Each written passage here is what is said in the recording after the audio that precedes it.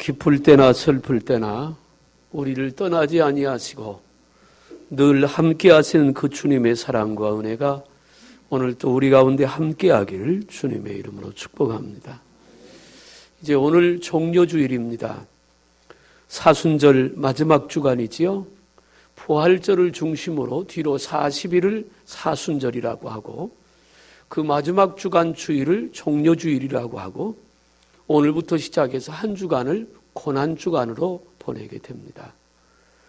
종료주일은 주님이 이 땅에 오셔서 우리 죄를 사하신 주님의 그 길을 생각하며 경건하게 보내고 고난주간은 한 걸음 더 나가서 주님의 고난에 동참하는 그런 기회가 되기를 소망합니다. 이번 한 주간 주님의 고난에 동참하고 경건되게 주님과 함께 한 주간을 보낼 수 있길 바랍니다. 우리 오늘 또 이제 말씀을 듣고 하나님의 은혜를 받아야 되는데요. 옆에 분들의 손은 좀 꼭 잡으시고 서로 한번 축복했으면 좋겠습니다. 얼굴을 보시면서 한번 인사하세요. 반갑습니다. 잘 오셨습니다. 주님의 은혜가 있고 치유가 있고 새로워지는 축복이 있는 주님 앞에 잘 오셨습니다. 오늘 말씀을 듣고 주님의 음성을 듣고 새로워지고 변화받읍시다. 사랑하고 축복합니다. 할렐루야. 네, 고맙습니다. 오늘 이제 세례식도 있고 성찬식도 있어서 제가 평소에도 말을 빨리 하는데 오늘은 조금 더 빨리 하겠습니다. 좀 짧아져야 되니까 이해하시고 집중해서 들으시면 좋겠어요. 오늘은 누가복음 23장 44절부터 49절의 말씀을 통해서 여기 보니까 44절에 성소의 휘장이 한가운데가 찢어지더라 말씀합니다. 그 말씀을 중심으로 하나님께서 우리 앞에 십자가를 통해서 내어놓으신 새 길이 열려지기를 주님의 이름으로 축복합니다. 주님이 십자가에 달려 죽으실 때 신비한 4가지 사건이 있습니다. 마태복음 27장 54절에 보니까 지진이 일어났더라 그랬습니다. 예수님이 십자가에 돌아가시는 순간 지진이 일어납니다. 또 누가복음 23장 44절 오늘 본문의 말씀 보니까 예수님이 십자가에서 운명하시는 동안 갑자기 어두움이 세상을 덮었더라 말씀하고 있습니다. 마태복음 27장 52절에서는 무덤이 열리며 자던 성도들이 부활했다고 말씀합니다. 우리가 알기로 부활은 요한복음 11장에 보면 예수님이 재림하실 때 죽은 자가 다시 살아날 것을 말씀하고 있습니다. 그런데 신기하게도 죽은 자의 부활은 예수님이 나사로를 살리신 것 외에 예수님이 십자가에 달려 돌아가실 때 무덤에서 자던 자들이 일어났다고 성경은 증명하고 있습니다. 그것은 예수님이 장차 부활할 것을 상징할 뿐 아니라 우리 모두도 나중에 죽어도 예수님 재림하실 때 부활하실 것을 보여주고 있습니다. 또 오늘 본문에 이상한 사건이 하나 있는데 예수님이 십자가 달려 죽으실 때 휘장이 위로부터 아래로 찢어졌더라, 갈라졌더라 그렇게 말씀하고 있습니다. 우리가 잘 알듯이 예수님은 우리의 죄를 지고 십자가에서 죽으신 대속의 사건을 우리에게 은혜로 주신 축복이신 줄로 믿습니다. 지난번에 설교한 것처럼 그가 채찍에 맞음으로 우리가 나음을 입었고 그가 우리의 질고를 다 지고 담당하고 십자가에서 그렇게 죽으셨다고 말씀했습니다. 본래 사람은 하나님과 원수지가 아닙니다. 죄를 지은 자는 하나님과 원수예요. 그래서 로마서 6장 23절에 죄의 삭은 사망이라고 말합니다. 누구도 하나님 앞에 제대로 설 수 있는 자는 없습니다. 왜? 우리는 죄인이기 때문에. 죄는 하나님의 공의가 벌을 내리도록 되어 있습니다. 그래서 죄를 짓는 자는 죽습니다. 죽음에는 2가지 의미가 있습니다. 하나는 육체가 죽는 것입니다. 그래서 사람은 예수를 믿어도 죽습니다. 그건 죄값입니다. 또 하나의 죽음이 있는데 그것은 영적인 죽음입니다. 죽었다 그 말은 지옥에 간다 그 말입니다. 그러나 예수를 믿고 나면 육체는 죽지만 영은 살아서 영원한 그 나라에 들어가게 될 줄로 믿으시길 바랍니다. 하나님은 사랑이십니다. 요한일서 4장 8절에 하나님은 사랑이시라 그랬어요. 그렇게 죄 때문에 죽어가는 우리 인생을 구원하려고 하나님이 사랑의 힘을 발동하셨습니다. 그 사랑으로 이 땅에 오신 분이 말씀이 육신이 되어 우리 가운데 거하신 예수 그리스도십니다. 예수님이 하나님의 사랑을 실천하기 위해 이 땅에 오셨습니다. 그리고 그 예수님이 우리 죄를 대신 짊어지고 십자가에서 죽으셨습니다.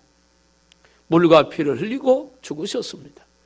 6시간 동안 십자가에 매달려 계셨습니다. 그런데 그 십자가에 매달려 있는 6시간 동안은 지옥의 고통이었습니다. 우리가 가야 될 그 길을 주님이 대신 가신 것입니다.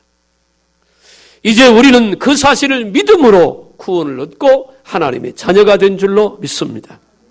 오늘 본문에도 46절에 예수께서 큰 소리로 불러 이르시되 아버지 내 영혼을 아버지 손에 부탁하나이다 하고 이 말씀을 하신 후에 숨지셨다 말씀하고 있습니다.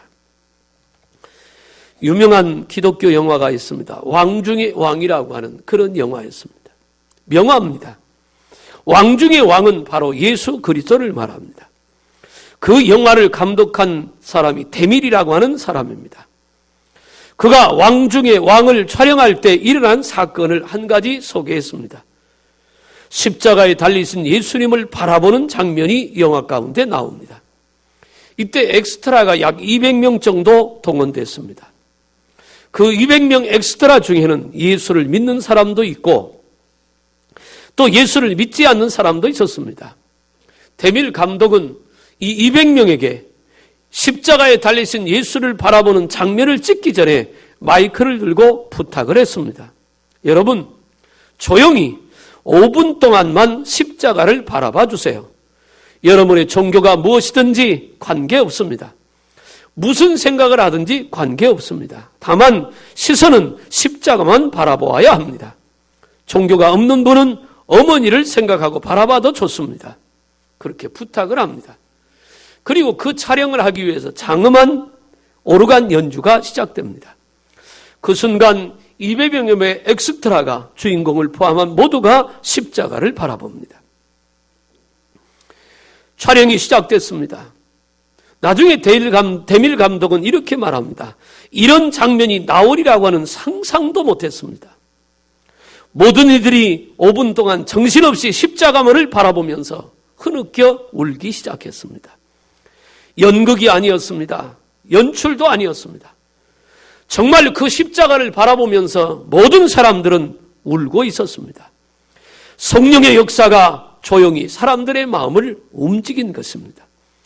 모두가 십자가에 매료되었습니다. 심지어 로마 병정력을 맡은 이들까지 십자가를 바라보는 순간 그들의 마음이 감동되었고 그래서 눈물을 흘리기 시작했습니다. 데밀 감독은 그때의 감격스러운 순간을 이렇게 나중에 고백합니다. 하나님 자신이 나의 허물을 대신 책임지고 인간이 되셨고 고통을 받으셨다는 그 사실은 누구에게나 감격이 아닐 수 없습니다. 오늘 우리가 십자가를 바라보면서도 똑같은 감동을 입어야 합니다. 나 때문에 영광된 보좌를 버리고 이 땅에 오신 예수님이 저 십자가에 달려서 내가 죽어야 될 그 자리에서 물과 피를 흘리시고 내가 당해야 될 지옥의 고통을 예수님이 대신 당하셨다는 그 사실을 생각하면 우리에게서는 감동이 일어나야 하고 그 은혜와 사랑 때문에 감사하고 감격해야 될 줄로 믿습니다.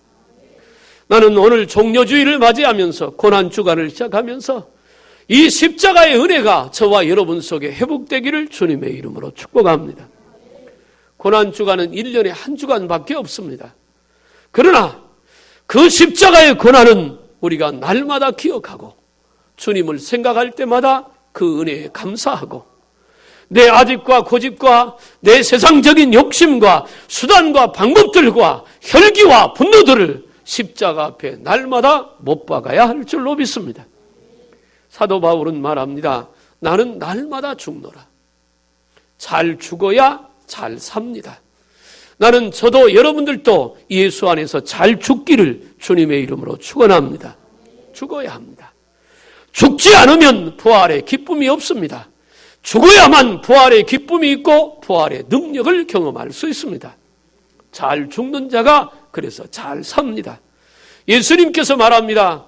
자기 목숨을 위하여 살려고 하는 자는 죽을 것이고 주님을 위하여 자기 목숨을 내려놓는 자는 살 것이라고 말씀합니다. 오늘 예수님이 십자가에 죽으시면서 우리에게 새로운 길을 열어놓으셨습니다. 옛날에 구약시대에는 예수님 당시까지도 성전이 있었고 그 성전에는 성소와 지성소를 나누고 있습니다. 성소와 지성소를 나누는 것이 휘장입니다. 역사가들의 고증에 의하면 그 휘장의 두께가 약 15cm 정도 됐다 합니다. 그러니까 완전히 가려진 것입니다. 이 지성소에는 1년에 딱 한 번만 들어갑니다. 그것도 대제사장이 대속죄일 날 들어갑니다.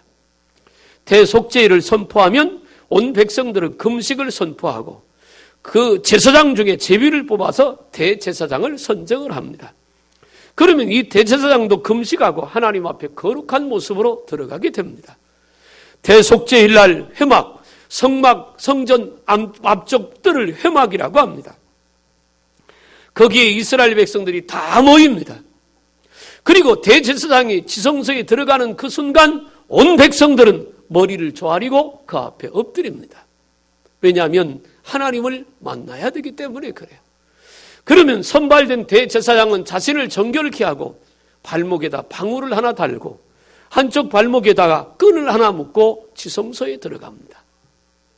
그러면 백성들이 엎드려서 귀를 열어서 제사장이 지성소 안에 들어가는 소리를 방울 소리를 듣고 합니다. 딸랑딸랑 소리가 납니다. 그러면 온 백성들은 그 앞에 엎드려서 자신의 죄를 회복하고 회개하고 하나님 우리를 받아달라고 간절한 마음으로 엎드려 있습니다. 대제사장이 지성소를 열고 그 안에 들어갑니다. 그 지성소 안에는 법궤가 있고 법궤에는 속죄소가 있습니다. 대제사장이 그 앞에 서면 하나님께서 속죄소에서 대제사장을 만나 주십니다. 그리고 1년 동안 이스라엘 백성에게 주시는 말씀을 주시고 그 대제사장과 대화를 통해서 이스라엘 전체의 죄를 사해 주십니다. 그 대제사장이 하나님을 만나고 말씀을 듣고 나올 때 방울소리가 들리면 살아나온 거잖아요. 엎드렸던 온 백성들이 일어나서 7일 동안 잔치를 베풉니다. 하나님이 우리를 받으셨다고, 우리 죄를 사하셨다고 모두가 춤추며 음식을 나누고 잔치를 벌입니다. 그런데 아무리 기다려도 방울소리가 나지 않습니다. 그러면 엎드린 백성들이나 제사장 중에 누구 하나 거룩하지 못한 것입니다. 거룩하지 못한 모습으로 하나님 앞에 가면 하나님이 쳐서 죽입니다. 아무리 기다려도 나오지 않는 것은 이미 죽은 것입니다. 발목에 끈을 묶고 들어갔으니까 누구도 지성소 안에는 들어갈 수가 없기 때문에 그 끈을 당기면 죽은 시체가 끌려 나옵니다. 그러면 그날부터 온 백성들이 하나님 앞에 통곡을 하며 회개합니다. 우리 죄를 사해달라고. 그것이 대속죄일에 일어나는 엄청난 일입니다. 아무도 지성소 안에는 자유롭게 드나들 수가 없었습니다. 오직 대제사장만이 속죄일 날 1년에 딱 한 번만 들어갑니다. 그런데 말이에요.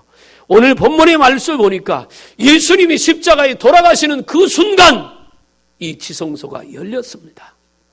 위로부터 아래로 이 지성소에 있는 가로막힌 휘장이 찢어진 것입니다. 누가 열어놓았느냐? 하나님께서 열어놓으신 것입니다. 그래서 새 길이 생겼습니다. 누구든지 예수 그리스도의 대속의 은혜를 믿으면 하나님 앞에 갈 수 있는 길이 열려졌습니다. 우리는 그 길을 지금 가는 것입니다. 예수 이름을 갖고 하나님 앞에 나가는 것입니다. 죄를 지어도 때로 실수해서 죄를 범하고 죄 가운데 있던 사람이 십자가에 대속하신 예수를 믿고 주님 앞에 나오면 누구든지 그 길을 통해서 아버지 하나님 앞에 갈 수 있습니다. 누구든지. 요한복음 14장 6절에 내가 곧 길이요 진리요 생명이니 나로 말미암지 않고는 아버지께로 올 자가 없느니라. 예수님이 길이십니다. 예수님께서 그 휘장을 열어 길을 내셨기 때문이에요. 구체적으로 저는 이 휘장이 갈라진 사건에 대해서 몇 가지를 말씀드리며 오늘 고난주간을 준비하려고 합니다. 먼저 휘장이 찢어졌다는 말은 짐승의 피의 시대가 끝나고 예수님의 피의 시대가 시작됐음을 알리는 것입니다. 성소와 지성소를 막던 휘장이 완전히 둘로 갈라졌습니다. 이것은 짐승의 피의 시대가 끝났다. 구약 성경에는 하나님 앞에 나올 때 제물을 갖고 나옵니다. 그걸 갖고 나오면 제사장 앞에서 제물 위에 손을 얹고 자기의 죄를 고백합니다. 그리고 짐승 앞에 죄를 전가시키고 그 짐승을 잡아서 내장을 갈라 배를 갈라 내장을 긁어내고 가죽을 벗기고 각을 떠서 그 피를 제단과 그 사람에게 뿌려서 죄사함을 입습니다. 그런데 구약시대 때는 그렇게 했지만 예수님이 오셔서 우리 죄를 위하여 십자가에서 물과 피를 흘리시고 단번에 예수님은 모든 인류의 죄를 사하셨기 때문에 더 이상 짐승의 피는 필요가 없게 되었습니다. 이제 예수님의 피만이 우리 죄를 사할 수 있는 줄로 믿습니다. 짐승의 피의 유효기간은 1년입니다. 그래서 대속죄일이 있는 것입니다. 대속죄일 날 핏뿌림을 받았으면 1년 후에 또 가서 짐승을 잡아 그 짐승의 피를 뿌리고 속죄함을 받아야 합니다. 그러나 예수님의 피는 영원한 것입니다. 한번 예수님의 피로 죄속함을 입으면 그 효력은 영원할 줄로 믿으시길 바랍니다.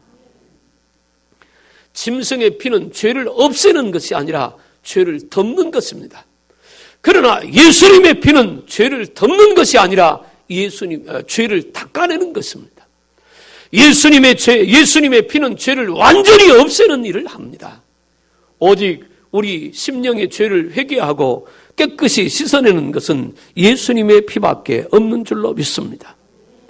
그래서 오늘 우리가 예수님의 피를 의지하고 하나님 앞에 서는 겁니다. 예수 이름으로 기도하고 예수 이름으로 예배하고 예수 이름으로 헌금 드리고 예수님의 이름으로 봉사한다는 말은 예수님의 이름만이 하나님 앞에 거룩한 이름이기 때문에 그렇습니다. 그 예수님의 이름 속에 숨겨진 의미는 예수님의 피만이 우리를 거룩하게 할 수 있다는 말입니다. 우리가 주님 앞에 나갈 수 있는 것은 그 주님의 피로 우리 죄를 사할 수 있기 때문이고, 예수 이름으로 예배하는 것도 예수님의 피로 예배하는 것이고, 예수 이름으로 기도하는 것도 예수님의 보혈을 의지해서 기도하는 줄로 믿으시길 바랍니다. 유대인들은 지금도 짐승의 피를 뿌립니다. 지금도 그 의식을 합니다. 그러나 우리에게는 짐승의 피는 아무런 효험이 없습니다. 오직 예수님의 피만이 우리를 죄에서 구원하고 우리의 영혼을 살리는 줄로 믿습니다. 두 번째, 휘장이 갈라졌다는 말은 제사는 끝났고 예배 시대가 열렸다는 말입니다. 이스라엘 백성은 늘 말합니다. 세계의 중심은 이스라엘이고 이스라엘의 중심은 예루살렘이고 예루살렘의 중심은 성전이고 성전의 중심은 지성소이고 지성소의 중심은 법궤이고 법궤의 중심은 십계명이다. 그렇게 그들은 주장을 합니다. 그런데 누가복음 21장 6절에 보니까 예수님께서 말합니다. 너희 보는 이것들이 나를 잃으면 돌 하나도 돌 위에 남지 않고 다 무너뜨려지리라. 예루살렘의 웅장한 성전이 무너질 것을 예수님이 예언하셨습니다. 그 이유는 성전은 있는데 성전의 주인인 하나님이 그들에게 계시지 않았기 때문에 하나님은 그들을 심판하신 겁니다. 예수님의 예언대로 주 70년 7월 9일 날 로마 장군 타이터스에 의해서 예루살렘 성전은 완전히 무너져 버립니다. 돌 위에 돌 하나도 남지 않는다고 예언했는데 그대로 됐습니다. 예루살렘 성전은 금으로 장식이 되어 있었답니다. 안쪽이 전부 다 금으로 장식되어서 로마 군인들이 그 성벽을 무너뜨리면서 그 돌에 붙은 금을 다 벗기기 위해서 있는 돌을 다 무너뜨렸다는 것입니다. 예수님의 예언대로 되었습니다. 그것은 뭘 의미하느냐 하면 제사는 끝났다는 것입니다. 제사는 짐승을 잡아 피로 하나님 앞에 드리는 것이 제사였습니다. 그러나 예수님이 십자가를 지고 피를 흘리고 죽으셨으니까 더 이상 제사가 필요 없는 것이잖아요. 그래서 이제는 제사가 아니라 예배입니다. 제사는 죄사함을 위한 것이라면 예배는 우리를 구속하신 하나님께 영광을 돌리고 하나님을 찬양하는 것이 예배인 줄로 믿습니다. 그래서 예배는 즐거워야 하고 예배는 잔치가 되어야 하고 예배는 행복입니다. 하나님께서 우리 죄를 사했기 때문이고 예배는 안식 후 첫날 주일 드리는 것이기 때문에 부활을 기념해서 드리는 것이 오늘날 주일을 지키는 예배입니다. 그래서 예배는 기쁨이 돼야 돼요. 물론 십자가를 바라볼 때마다 내 죄가 생각이 나서 죄송스럽고 하나님 앞에 회개함이 있어야 되지만 그러면서도 예배할 때는 대속의 은혜에 감사하고 부활을 죽음을 이기신 부활을 찬양하는 기쁨이 있어야 할 줄로 믿습니다. 그래서 세 번째 휘장이 갈라졌다는 말은 안식일은 끝났고 주일이 시작됐다는 의미입니다. 이제는 예수님께서 십자가를 죽으시면서 하셨던 마지막 말씀 중에 다 이루셨다 그랬습니다. 무엇을 다 이루었느냐? 구원을 다 이루셨다는 말입니다. 우리의 질고도 다 치료하셨다는 말이고 우리 인생의 아픔과 무거운 짐도 예수님이 다 담당하셨다는 말입니다. 그래서 믿으면 영광을 보리라 말씀하신 것입니다. 이같이 완전히 찢겨져 누구나 하나님 앞에 나갈 수 있는 길을 열어주셨습니다. 그래서 이제 안식일이 아니라 주일입니다. 예수님이 죽음을 이기시고 부활하신 인간에게 있어서 가장 무서운 것은 죽음인데 죽음조차도 이기신 부활을 기념하기 위하여 드리는 것이 주일 예배입니다. 그래서 우리는 주일마다 하나님 앞에 예배를 드리는 은혜가 있는 줄로 믿습니다. 네 번째 휘장이 찢어졌다는 말은 죄와 저주가 끝났다라고 하는 것입니다. 히브리서 10장 20절에 그 길은 우리를 위하여 휘장 가운데 열어놓으신 새롭고 산 길이요 휘장은 곧 저의 육체니라. 예수님께서 죽으실 때 휘장이 찢어진 것은 예수님의 육체가 찢겨졌다 그 말입니다. 예수님의 육체가 찢겨진 것은 우리에게 새로운 길을 열어놓으시기 위해서 죄와 저주로부터 우리를 해방하기 위해서 주님이 그렇게 만들어 놓으신 줄로 믿으시길 바랍니다. 이사야 53장 5절에 그가 찔림은 우리의 허물을 인함이요 그가 상함은 우리의 죄악을 인함이라. 그가 징계를 받음으로 우리가 평안을 누리고 그가 채찍에 맞음으로 우리가 나음을 입었다고 선언하십니다. 여러분, 휘장이 갈라진 것은 죄와 저주로부터 우리가 자유함을 입은 것인 줄로 믿으시길 바랍니다. 우리가 예수를 붙들고 사는 한은 주님을 우리 마음속에 모시고 믿음으로 사는 한은 죄와 저주는 우리와 상관이 없습니다. 그러므로 십자가의 보혈과 능력으로 살아야 할 줄로 믿습니다. 너무나 아름다운 이쁜 여학생이 하나 있었습니다. 그 여학생이 나타나면 주변이 환할 정도로 아름다운 아이였습니다. 그런데 그 어머니는 반대로 사람들 앞에 얼굴을 내밀 수 없을 만큼 추한 얼굴의 모습을 하고 있었습니다. 풀에 타다 남은 흉터가 얼굴에 있었습니다. 너무나 보기가 끔찍했습니다. 이 여학생은 자기 어머니를 친구들에게 자기 어머니를 보여주는 것을 싫어했습니다. 한 번도 자기 친구들을 자기 집에 초대하지 않았습니다. 어머니 얼굴이 너무 흉측하기 때문에 그것이 부끄러워서였습니다. 물론 어머니가 학교에 오는 것도 극구 반대했습니다. 그러던 어느 날 이 여학생이 도시락을 놓고 갑니다. 어머니는 자기 딸이 배가 고플 것이 걱정이 돼서 도시락을 들고 학교를 찾아갑니다. 한 번도 가보지 않았던 학교. 물어서 자기 딸이 있는 반까지 찾아가서 자기 딸에게 도시락을 건네줍니다. 그 어머니를 보는 순간 이 여학생의 얼굴이 하얗게 질려버렸습니다. 어머니가 귀신 같은 얼굴을 하고 있어서. 어머니가 도시락을 전해주고 가자 친구들이 물었습니다. 저 여자가 누구야? 이 여학생이 대답합니다. 우리 집 식모야. 어머니가 발길을 돌리면서 딸이 하는 그 소리를 들었습니다. 그리고는 집으로 돌아왔습니다. 그날 저녁에 집으로 돌아온 이 딸이 어머니를 붙들고 화를 내기 시작합니다. 왜 학교에 왔느냐고. 어머니 얼굴 때문에 내가 창피해서 어떻게 학교를 다니겠냐고 어머니를 붙들고 울며 어머니에게 성질을 내기 시작했습니다. 그러자 어머니가 그 딸 옆에 조용히 앉습니다. 그리고는 얘기를 하나 시작했습니다. 딸아, 내 얼굴이 이렇게 흉측하게 일그러진 사연이 있단다. 너가 아주 어렸을 때 아버지는 회사에 출근하시고 나는 집 바깥에서 빨래를 하고 있었단다. 그런데 갑자기 집안에서 불이 났었어. 집안에는 어린아이인 너만 있었는데 내가 불이 난 것을 알았을 때는 이미 방은 불길에 휩싸여 있었단다. 이미 집은 불덩어리였지. 그러나 나는 생각할 틈도 없이 불구덩이로 뛰어들어갔다. 사람들은 결사적으로 말렸지. 소방수들도 내 생명을 포기하였을 때라고, 포기했다고 얘기할 때였단다. 그러나 나는 안방으로 뛰어들어가서 안방에서 어쩔 줄 모르고 자지러지게 울고 있는 너를 부둥켜 안고 뛰쳐나왔다. 나는 너를 품에 안고 있었기에 내 얼굴을 무엇으로 가릴 수가 없었지. 너만 꼭 안고 있었기 때문이야. 그때 나는 심한 화상을 얼굴에 당하였단다. 병원에 입원하여 사경을 헤매다가 겨우 생명을 건졌지. 그러나 그때 이 얼굴은 이 모양이 되어버렸단다. 엄마는 울며 화를 내고 성질내는 딸을 향해서 지난 얘기를 했습니다. 울다가 어머니의 그 말을 들었던 딸은 어머니의 얘기를 듣는 순간 너무나 감격하고 어머니에게 너무 미안해서 어머니 품으로 달려 안겼습니다. 그리고 흐름끼며 울기 시작했습니다. 엄마, 용서해 주세요. 제가 너무 잘못했어요.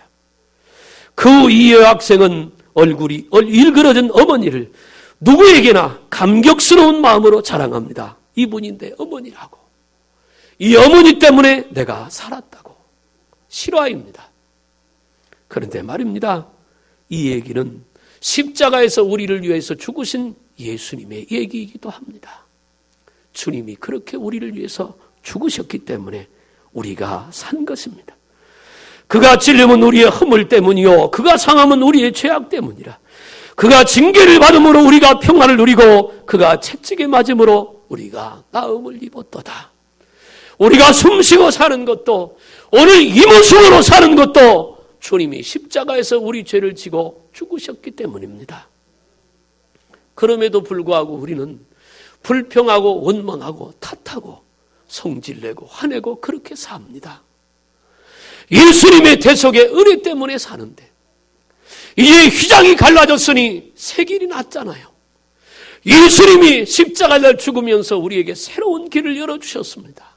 은혜의 길, 감사의 길, 승리의 길, 축복의 길, 생명의 길을 예수님은 휘장이 십자가에 죽으시면서 휘장을 갈라놓으시고 그 가운데로 길을 내셨습니다. 그리고 말합니다. 자기 십자가를 지고 나를 쫓을 것이니라. 그러면 그 길이 열려진 그 길을 통해서 하나님 앞에 갈 수 있고 그 길을 통해서 이 땅에서 승리할 수 있는 축복의 은혜를 입을 수 있다고 말합니다. 이제 말씀을 마치겠습니다. 십자가에 달려 죽으신 예수님이 휘장을 열어 하나님 앞에 길을 내신 것처럼 우리 인생에도 새로운 길을 내셨습니다. 나는 이렇게 얘기하고 싶어요. 아무런 생각 없이 아무런 느낌 없이 그냥 교회만 왔다 갔다 하는 그런 사람이 아니라 날마다 십자가의 보혈의 은혜를 생각하고 십자가를 바라볼 때마다 그 대속의 은혜에 감사하고 나를 위하여 죽으신 예수님의 그 사랑을 찬양하고 그 복음을 널리 증거하는 살아있는 믿음의 소유자. 딸이 어머니를 보고 원망하고 불평했다가 그 사실을 깨닫고 어머니를 자랑스럽게 여겼던 것처럼 우리도 그렇게 예수님을 자랑하고 증거하는 그런 은혜가 있는 저와 여러분들이 다 되기를 주님의 이름으로 축복합니다. 기도하겠습니다. 살아계신 하나님 아버지, 예수님이 십자가에 죽으실 때 우리의 죄를 대속하셨습니다. 그리고 휘장이 갈라져 새로운 길을 열어놓으셨습니다. 우리가 그 길을 갑니다. 감사하며 가고 기쁨으로 가고 사명 다하며 가게 하여 주시옵소서. 원하옵고 예수님의 이름으로 기도하옵나이다. 아멘.